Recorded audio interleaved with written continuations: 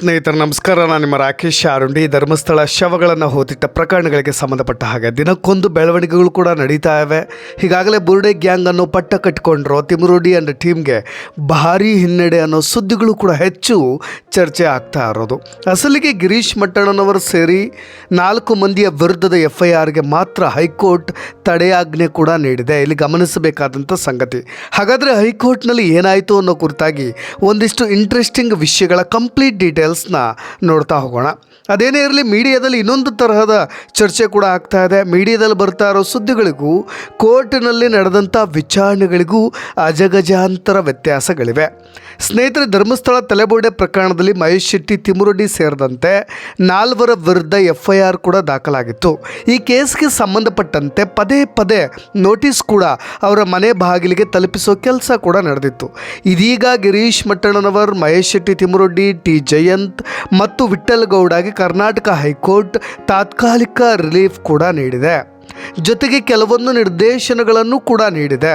ಧರ್ಮಸ್ಥಳದ ಠಾಣೆಯ FIR number 39/2025 ಈ ಒಂದು FIRನ ರದ್ದು ಕೋರಿ ಸಲ್ಲಿಸಲಾಗಿದ್ದಂಥ ಅರ್ಜಿಯ ವಿಚಾರಣೆ ನಡೆಸಿದಂಥ ನ್ಯಾಯಮೂರ್ತಿಗಳಾದಂಥ ಮೊಹಮ್ಮದ್ ನವಾಜ್ ಅವರಿದ್ದಂಥ ಪೀಠ, ಈ ಪೀಠದಲ್ಲಿ ಪರ ವಿರೋಧ ಎರಡೂ ರೀತಿಯಾದಂಥ ವಾದವನ್ನು ಆಲಿಸಲಾಯಿತು. ಒಂದು ಕಡೆ ಅರ್ಜಿದಾರರ ಪರವಾಗಿ ಬಾಲನವರು ವಾದವನ್ನು ಮಂಡಿಸಿದರೆ, ಇನ್ನು ಅರ್ಜಿದಾರರ ವಿರುದ್ಧವಾಗಿ ಜಗದೀಶ್ ರವರು ವಾದವನ್ನು ಮಾಡಿದರು. ಒಟ್ಟಾರೆಯಾಗಿ ಇವರಿಬ್ಬರ ವಾದಗಳನ್ನು ಆಲಿಸಿದಂಥ ಕೋರ್ಟ್ ಪ್ರಕರಣದ ತನಿಖೆಗೆ ನವೆಂಬರ್ 12ರವರೆಗೆ ತಡೆ ನೀಡಿ ಆದೇಶವನ್ನು ಕೊಟ್ಟಿದೆ. ಸ್ನೇಹಿತರೆ, ಅರ್ಜಿದಾರರ ಪರ ವಾದ ಮಂಡಿಸಿದಂಥ ವಕೀಲ ಬಾಲನ್ ಈಗಾಗಲೇ 9 ಬಾರಿ ನೋಟಿಸನ್ನು ನೀಡಿ ವಿಚಾರಣೆ ನಡೆಸಿದ್ದಾರೆ. FIRನಲ್ಲಿ ನಮ್ಮನ್ನು ಆರೋಪಿಗಳು ಅಂತ ಹೇಳಿ ಉಲ್ಲೇಖ ಮಾಡಿಲ್ಲ. ಖುದ್ದಾಗಿ ನೋಟಿಸನ್ನು ಜಾರಿ ಮಾಡದೆ ವಾಟ್ಸಪ್ಗಳ ಮುಖಾಂತರವಾಗಿ, ಇಮೇಲ್ಗಳ ಮುಖಾಂತರವಾಗಿ ಕೊಡೋ ಪ್ರಯತ್ನವನ್ನು SIT ಮಾಡಿದೆ ಅಂತೇಳಿ ಬಾಲನ್ ಅವರು ವಿವರವಾಗಿ ವಾದವನ್ನು ಮಾಡ್ತಾ ಹೋದರು. ಇನ್ನೊಂದು ಕಡೆ BNSS ಸೆಕ್ಷನ್ 35(3) ಅದರ ಅಡಿಯಲ್ಲಿ, ಅಂದರೆ 35(3) ಅಡಿಯಲ್ಲಿ ಸಮನ್ಸನ್ನು ಕೊಟ್ಟಿದ್ದು, SIT ಸಮನ್ಸ್ ನೀಡಿರುವುದು ಕೂಡ ಕಾನೂನು ಬಾಹಿರವಾಗಿದೆ. ನಾವು ಆರೋಪಿಗಳಲ್ಲ, ಸಾಕ್ಷಿಯೂ ಅಲ್ಲ ಅಂತ ಹೇಳಿ ವಾದವನ್ನು ಬಾಲನ್ ಅವರು ಮಂಡಿಸಿದರು. ಇನ್ನೊಂದು ಕಡೆ ರಾಜಕೀಯವಾಗಿ, ಪೊಲಿಟಿಕಲಿ, ಧಾರ್ಮಿಕವಾಗಿ ಮತ್ತು ಸಂಘಟನಾತ್ಮಕವಾದಂಥ ವೈರತ್ವದಿಂದ ಈ ನೋಟಿಸನ್ನು ನೀಡ್ತಾ ಬರ್ತಾ ಇದ್ದಾರೆ. ವಿಚಾರಣೆ ಹೆಸರಲ್ಲಿ 9 ಬಾರಿ ನೋಟಿಸನ್ನು ಕೊಟ್ಟು ಬೆಳಗ್ಗೆಯಿಂದ ಮಧ್ಯರಾತ್ರಿಯವರೆಗೂ ಕೂಡ ಕೂರಿಸ್ತಾ ಇದ್ದಾರೆ. ಈಗಾಗಲೇ 150 ಗಂಟೆಗೂ ಹೆಚ್ಚು ಕಾಲ ಅರ್ಜಿದಾರರ ವಿಚಾರಣೆ ನಡೆಸಲಾಗಿದೆ. ಆರಂಭದಲ್ಲಿ 211 ಬಾರಿಗೆ ಅಡಿಯಲ್ಲಿ FIRನ್ನು ದಾಖಲಿಸಿ ನಂತರ ಬೇರೆ ಸೆಕ್ಷನನ್ನು ಸೇರಿಸಿಬಿಟ್ಟಿದ್ದಾರೆ ಅಂತ ಹೇಳಿ ಬಾಲನ್ ವಾದವನ್ನು ಮಂಡಿಸಿದರು. ಇನ್ನೊಂದು ಕಡೆ ಇದಕ್ಕೆ ಪ್ರತಿಕ್ರಿಯೆಯಾಗಿ SITಯ ಪರ ವಕೀಲರಾದಂಥ SPP ಸರ್ಕಾರದ ವಕೀಲರು BN ಜಗದೀಶ್ ಅವರು ವಾದವನ್ನು ಮಂಡಿಸಿದರು. ಅರ್ಜಿದಾರರ ಪ್ರಚೋದನೆ ಮೇಲೆಯೇ ಚಿಹ್ನೆಯ ದೂರು ಕೊಟ್ಟಿರೋದು ಅಂತ ಹೇಳಿ ಕೋರ್ಟ್ಗೆ ಮನವರಿಕೆಯನ್ನು ಮಾಡ್ತಾ ಹೋದರು ನ್ಯಾಯಮೂರ್ತಿಗಳಿಗೆ. ಇವರೆಲ್ಲರೂ ಕೂಡ ಪ್ರಚೋದನೆ ಕೊಟ್ಟಿದ್ದಕ್ಕೆ ಆತ ದೂರನ್ನು ಕೊಟ್ಟಿದ್ದಾನಂತೆ. ಈಗಾಗಲೇ ಆತನ ವಿರುದ್ಧವಾಗೂ ಕೂಡ ಫಾಲ್ಸ್ ಸ್ಟೇಟ್ಮೆಂಟ್ ಆಧಾರದ ಮೇಲೆ FIR ಕೂಡ ದಾಖಲಾಗಿದೆ. ಆತ ಈಗಾಗಲೇ ಜೈಲಿಗೆ ಹೋಗಿರೋ ಸಂಗತಿ ನಿಮ್ಗೆಲ್ರಿಗೂ ಕೂಡ ಗೊತ್ತಿದೆ. ಆದರೆ ಇದಕ್ಕೆಲ್ಲರಿಗೂ ಕೂಡ ಮೋಟಿವ್ ಇವರು 4 ಜನ ಅನ್ನೋ ರೀತಿಯಾಗಿ ಸರ್ಕಾರಿ ಪರ ವಕೀಲರು ವಾದವನ್ನು ಮಂಡಿಸ್ತಾ ಇದ್ದಿದ್ದು SITಯ ವಕೀಲರಾದಂಥ ಜಗದೀಶ್ ರವರು. ನಂತರ 164 ಹೇಳಿಕೆ ನೀಡಿ ಅರ್ಜಿದಾರರ ಮೇಲೆಯೇ ಆರೋಪ ಮಾಡಿದ್ದಾನೆ. ಅದಾದ ಮೇಲೆ ಆತ 164 ಸ್ಟೇಟ್ಮೆಂಟ್ ಕೊಟ್ಟ ಕೋರ್ಟ್ನಲ್ಲಿ. ಅದನ್ನೇ ಅವರು ಉಲ್ಲೇಖ ಮಾಡ್ತಾ ಇರೋದು.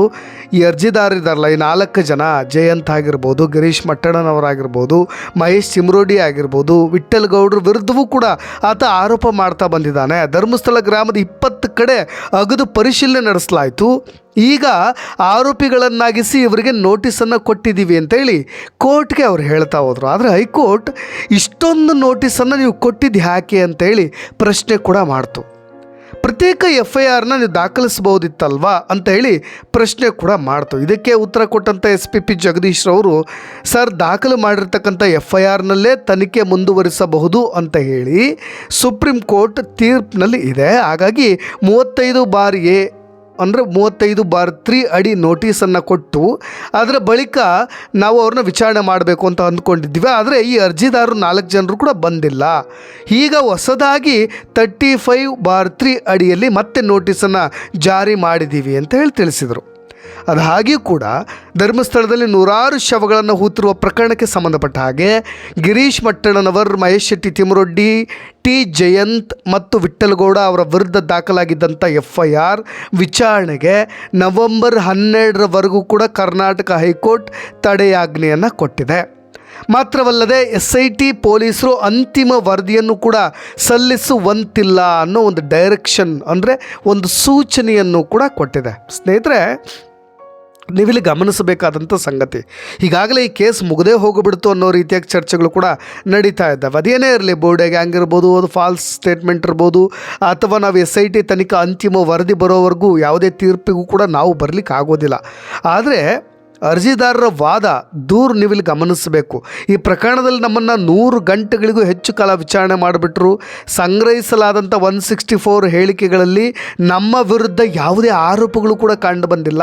ಇದು ಷಡ್ಯಂತ್ರ ಇರ್ಬೋದು, ಪಿತೂರಿ ಇರ್ಬೋದು, ಚಿನ್ನಯ್ಯನಿಗೆ ಬಹಳ ಉದ್ದೇಶಪೂರಿತವಾಗಿ ಪಿತೂರಿ ನಡೆಸಿ ಅಲ್ಲಿ ತೋರಿಸು ಇಲ್ಲಿ ತೋರಿಸು ಅಂತ ಹೇಳಿ ಯಾವುದೇ ಶಾಮೀಲು ಮಾಡಿರ್ತಕ್ಕಂಥ ಯಾವುದೇ ಪುರಾವೆಗಳು ಕೂಡ ಇಲ್ಲ. SITಗೂ ಕೂಡ ಅದು ಸಿಕ್ಕಿಲ್ಲ ಅನ್ನೋದನ್ನೇ ಅವರು ಮೆನ್ಷನ್ ಮಾಡ್ತಾ ಇರೋದು. ಹಾಗಾಗಿ ಅಕ್ಟೋಬರ್ 24ರಂದು ವಿಚಾರಣೆಗೆ ಹಾಜರಾಗುವಂತೆ ಮತ್ತೆ ನೋಟಿಸನ್ನು ನೀಡ್ತಾ ಇದ್ದಾರೆ ಅಂತ ಹೇಳಿ ಅರ್ಜಿದಾರರು ದೂರನ್ನು ಕೊಡ್ತಾ ಇರೋದು. ಇನ್ನೊಂದು ಕಡೆ ಸಾಮಾಜಿಕ ಜಾಲತಾಣಗಳಲ್ಲಿ ಚರ್ಚೆ ಆಗ್ತಿರೋ ಸಂಬಂಧವಾಗಿ ಅವರು ಕೂಡ ಸ್ವಲ್ಪ ನೋವಿರೋದನ್ನು ಕೂಡ ವ್ಯಕ್ತಪಡಿಸಿದರು. ಯಾಕೆಂದರೆ ಸದ್ಯ ಹೈಕೋರ್ಟ್ನಲ್ಲಿ ಧರ್ಮಸ್ಥಳದಲ್ಲಿ ನೂರಾರು ಶವಗಳನ್ನು ಹೂತಿರೋ ಪ್ರಕರಣಕ್ಕೆ ತಡೆ ಈಗಾಗಲೇ ನೀಡಿಲ್ಲ. 4 ಮಂದಿಯ ವಿರುದ್ಧ FIRಗೆ ಮಾತ್ರ ತಡೆ ಕೊಟ್ಟಿರೋದು. ಆದರೆ ಸೋಷಿಯಲ್ ಮೀಡಿಯಾದಲ್ಲಿ ಚರ್ಚೆ ಆಗ್ತಿರೋದು ಇಡೀ ಧರ್ಮಸ್ಥಳ ಪ್ರಕರಣಕ್ಕೆ ತಡೆ ನೀಡಲಾಗಿದೆ, ತಡೆಯಾಜ್ಞೆ ನೀಡಿದ್ದಾರೆ, ಇಲ್ಲಿ ಕ್ಲೋಸ್ ಆಯಿತು ಅನ್ನೋ ರೀತಿಯಾಗಿ ವೈರಲ್ ಆಗ್ತಾ ಇದೆ ಅನ್ನೋದನ್ನು ಅವರು ಮೆನ್ಷನ್ ಮಾಡ್ತಾ ಇದ್ದಿದ್ದು. ವಕೀಲ ಬಾಲನ್ ಅವರು ಕೂಡ ವಾದ ಮಂಡಿಸಬೇಕಾದ್ರೆ ನಮ್ಮ ಕಕ್ಷಿದಾರರಿಗೆ SIT 9 ಬಾರಿ ನೋಟಿಸ್ ಕೊಟ್ಟಿದೆ. FIRನಲ್ಲಿ ನಮ್ಮನ್ನು ಆರೋಪಿಗಳು ಅಂತಲೇ ಉಲ್ಲೇಖ ಮಾಡಿಲ್ಲ. ಮತ್ತ್ಯಾಕೆ 211A ಅಡಿ FIRನ ದಾಖಲಿಸಿದ್ರಿ, ಮತ್ತ್ಯಾಕೆ ಬೇರೆ ಸೆಕ್ಷನನ್ನು ಸೇರಿಸಿದ್ರಿ ಅನ್ನೋದನ್ನು ಕೂಡ ಕೋರ್ಟ್ ಗಮನಕ್ಕೆ ತಂದಿದ್ದಾರೆ. ಇವೆಲ್ಲವನ್ನು ಕೂಡ ನೀವು ಸೂಕ್ಷ್ಮ ಗಮನಿಸ್ತಾ ಇದ್ರಿ ಏನೆಲ್ಲ ಆಗಬಹುದು ಅಂತ. ಇನ್ನೊಂದು ಕಡೆ DKಶಿ ಅವರ ಹೇಳಿಕೆ, ಅದು ಕೂಡ ಬಹಳಷ್ಟು ಜನರ ಗಮನವನ್ನು ಸೆಳೆದಿದ್ದು. ಇದೇ ಧರ್ಮಸ್ಥಳ ಪ್ರಕರಣ ರದ್ದು ಕೋರಿ ನ್ಯಾಯಾಲಯಕ್ಕೆ ಅರ್ಜಿ ಸಲ್ಲಿಕೆ ಕುರಿತು ಕೇಳಿದಾಗ ನೋಡಿ, ಯಾರು ಆರೋಪ ಮಾಡ್ತಾಯಿದ್ರು ಅವರೇ ನಮ್ಮ ಮೇಲೆ ಇರ್ತಕ್ಕಂಥ FIRನ ರದ್ದು ಮಾಡಿ ಅಂತ ಮುಂದೆ ಬಂದಿದ್ದಾರೆ ಅನ್ನೋ ಚರ್ಚೆಗಳು ಮಾಧ್ಯಮಗಳಲ್ಲಿ ಆಗ್ತಾ ಇರೋ ಕುರಿತಾಗಿ DKಶಿ ಅವರು ಒಂದು ರೀತಿಯಾದಂಥ ಸ್ಟೇಟ್ಮೆಂಟ್ನ ಕೊಟ್ಟರು. ಧರ್ಮಸ್ಥಳ ಪ್ರಕರಣ ವಿಚಾರದಲ್ಲಿ ವ್ಯಕ್ತಿ, ಕುಟುಂಬ ಮತ್ತು ಸಂಸ್ಥೆಗೆ ಎಷ್ಟು ಹಾನಿ ಮಾಡಬೇಕೋ ಅದನ್ನು ಈಗಾಗಲೇ ಮಾಡಲಾಗಿದೆ. ಒಟ್ಟಿನಲ್ಲಿ ಧರ್ಮ ಮತ್ತು ನ್ಯಾಯ ಉಳಿಬೇಕು ಅನ್ನೋದು ನನ್ನ ಅಭಿಲಾಷೆ ಅಂತ ಹೇಳಿದ್ರು. ವೀರೇಂದ್ರ ಹೆಗಡೆ ಅವರ ವ್ಯಕ್ತಿತ್ವವೇ ಬೇರೆ, ಆ ಸಂಸ್ಥೆಯ ಹೆಸರಿಗೆ ಹಾನಿ ಆಗ್ತಾ ಇದೆಯಲ್ಲ ಅನ್ನೋದು ಬೇಸರವಾಗಿತ್ತು. ಮಾತು ಬಿಡದ ಮಂಜುನಾಥ, ಕಾಸು ಬಿಡದ ತಿಮ್ಮಪ್ಪ. ತಿರುಪತಿಯಲ್ಲಿ ಕಾಸಿನ ಹರಕೆ, ಧರ್ಮಸ್ಥಳದಲ್ಲಿ ಮಾತಿನ ಹರಕೆ. ಕಟ್ಟಿಕೊಂಡ್ರೆ ಬಿಡುವಂತಿಲ್ಲ. ಇಂತಹ ಪದ್ಧತಿಯಲ್ಲಿ ನಡೆದುಕೊಂಡು ಹೋಗುವ ಕಡೆ ಯಾವುದೇ ಸಮಸ್ಯೆ ಇಲ್ಲ ಅನ್ನೋದು ನನ್ನ ನಂಬಿಕೆ ಅನ್ನೋದನ್ನು ಅವರು ಕೂಡ ಹೇಳಿಕೊಂಡ್ರು. ನನ್ನ ವೈಯಕ್ತಿಕ ಮಾಹಿತಿ ಪ್ರಕಾರ ಹಾಗೂ ಧರ್ಮಸ್ಥಳದಲ್ಲಿ ಯಾವ ಪದ್ಧತಿ ನಡೀತಾ ಇದೆ, ಅಲ್ಲಿ ಯಾವ ಸಂಪ್ರದಾಯಗಳನ್ನು ಆಚರಿಸಲಾಗ್ತಾ ಇದೆ ಅನ್ನುವ ಬಗ್ಗೆ ನನ್ನ ಅನುಭವದ ಆಧಾರದಲ್ಲಿ ಮಾತ್ರ ಹೇಳಿರೋದು ನಾನು. ಇನ್ನು ಧರ್ಮಸ್ಥಳ ಪ್ರಕರಣದ ಕುರಿತಾಗಿ SIT ಸರ್ಕಾರಕ್ಕೆ ವರದಿ ಸಲ್ಲಿಸಿದೆಯಾ ಇಲ್ವಾ ಅನ್ನೋದು ನನಗೆ ಗೊತ್ತಿಲ್ಲ. ನಾನು ಮಾಧ್ಯಮಗಳಲ್ಲಿ ಏನು ನೋಡ್ತಾ ಇದ್ದೀನೋ ಅದಷ್ಟೇ ನನಗೂ ಗೊತ್ತಿರೋದು. ಯಾವ ಅಧಿಕಾರಿ ಬಳಿಯೂ ಕೂಡ ನಾನು ವರದಿಯನ್ನು ಕೇಳಲಿಕ್ಕೆ ಹೋಗಿಲ್ಲ, ಮಾತನಾಡಲಿಕ್ಕೂ ಹೋಗಿಲ್ಲ. ಅವರು ಸಾವಿರಾರು ಅರ್ಜಿಗಳನ್ನು ನ್ಯಾಯಾಲಯಕ್ಕೆ ಹಾಕ್ಕೊಂಡಿರ್ಬೋದು. ನಾನು, ನೀವು ಅಥವಾ ಬೇರೆಯವರು ಏನಾದರೂ ಅಪರಾಧ ಮಾಡದಂಥ ಸಂದರ್ಭದಲ್ಲಿ ತಪ್ಪಾಯಿತು ಅಂತ ಕ್ಷಮಾಪಣೆ ಕೇಳುವ ಅವಕಾಶ ಈ ದೇಶದ ಕಾನೂನಲ್ಲಿ ಇದೆಯಾ ಅನ್ನೋದರ ಬಗ್ಗೆ ಮಾಧ್ಯಮಗಳ ವಿಮರ್ಶೆ ಮಾಡಲಿ ಅನ್ನೋ ರೀತಿಯಾಗಿ ಅವರು ಕೂಡ ಮಾತನಾಡಿದ್ರು. ಇನ್ನೊಂದು ಕಡೆ ಧರ್ಮಸ್ಥಳ ಕೇಸ್ಗೆ ಸಂಬಂಧಪಟ್ಟ ಹಾಗೆ ಸೌಜನ್ಯ ಪರ ಹೋರಾಟಗಾರರಾದಂಥ ಮಹೇಶ್ ತಿಮರೊಡ್ಡಿ ಹಾಗೂ ಅವರ ಟೀಮ್ಗೆ ಖುದ್ದಾಗಿ ಬೆಂಗಳೂರು ಮತ್ತು ಬೆಳ್ತಂಗಡಿಯಲ್ಲಿರ್ತಕ್ಕಂಥ ಮನೆಗಳಿಗೆ ತೆರಳಿ ನೋಟಿಸನ್ನು ಕೊಡಲಾಗಿದೆ. ಅದರಂತೆ ಅಕ್ಟೋಬರ್ 31 ಮತ್ತು ನವೆಂಬರ್ 3ರಂದು ಬೆಳ್ತಂಗಡಿಯಲ್ಲಿರ್ತಕ್ಕಂಥ SIT ಕಚೇರಿಗೆ ವಿಚಾರಣೆಗೆ ಹಾಜರಾಗಬೇಕಾದಂಥ ಅನಿವಾರ್ಯತೆ ಎದುರಾಗಿದೆ. ಏನಾಗಬಹುದು ಇನ್ನೊಂದಿಷ್ಟು ಅಪ್ಡೇಟ್ಸ್ಗಳೊಂದಿಗೆ ಮತ್ತೆ ಬರ್ತೀನಿ. ನಾನು ರಾಕೇಶ್ ಆರುಂಡಿ. ಧನ್ಯವಾದ.